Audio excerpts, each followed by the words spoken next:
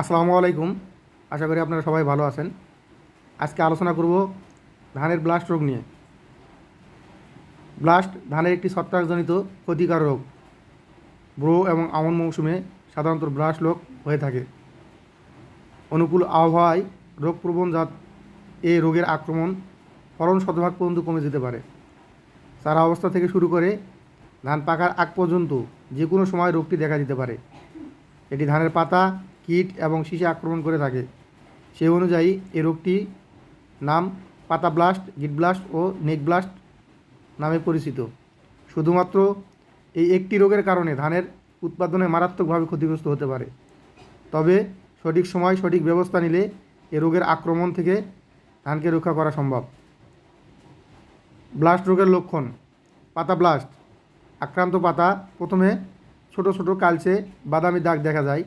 আস্তে আস্তে দাগগুলো বড় হয়ে মাঝখানে ধূসর বা সাদা এবং কিনারায় বাদামি রং ধারণ করে। দাগগুলো একটি লম্বাটে হয় এবং দেখতে অনেকটা চোখের মতো হয়। একাধিক দাগ মিলে একটি বড় দাগে পরিণত হয় এবং পুরো পাতাটি শুকিয়ে ফেলে, ফলে পাতাটি মারা যায়। গিট ব্লাস্ট, গিটে আক্রান্ত হলে আক্রান্ত স্থান কালো ও বাদামি বর্ণ হয় এবং আক্রান্ত স্থানে দুর্বল হয়ে পড়ে। জোরে বাতাসের ফলে আক্রান্ত স্থান ভেঙে যায় কিন্তু আলাদা হয়ে যায় না। নেক বা শীষ ব্লাস্ট, শিশির বা গুড়গুড়ি বৃষ্টির কারণে ধানের ডিগ পাতা ও শীষের গোড়ায় সংযুক্ত স্থানে পানি জমে, ফলে উক্ত স্থানে ব্লাস্ট রোগের জীবাণু স্পোর আক্রমণ করে কালচে ও বাদামি দাগ তৈরি করে। পরবর্তীতে আক্রান্ত শীষে গোড়া পচে যাওয়ায় গাছের খাবারের শীষে যেতে পারে না, ফলে শীষ শুকিয়ে যায় এবং ধান চিটা হয়ে যায় এবং শীষ ভেঙে যায়। শীষের গোড়া ছাড়াও শীষের অন্য যে কোনো স্থানে এই রোগের আক্রমণ হতে পারে।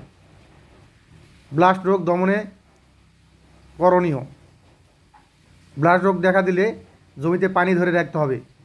শুকনো জমিতে ব্লাস্ট রোগের আক্রমণ বেশি দেখা যায়।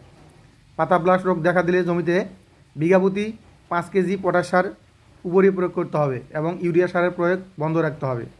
আক্রমণের মাত্রা বেশি হলে ট্রাইসাইক্লোজল জাতীয় ছত্রাকনাশক অথবা টেবুকোনাজল, ট্রাইফ্লক্সস্ট্রবিন জাতীয় ছত্রাকনাশক আমরা স্প্রে করতে পারি। সেক্ষেত্রে টেবুবিন ব্যবহার করা যেতে পারে।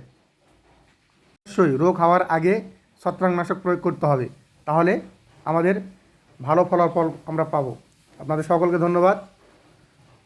যদি ভিডিওটি ভালো লাগে অবশ্যই ভিডিওটি শেয়ার এবং লাইক কমেন্ট করবেন। ধন্যবাদ।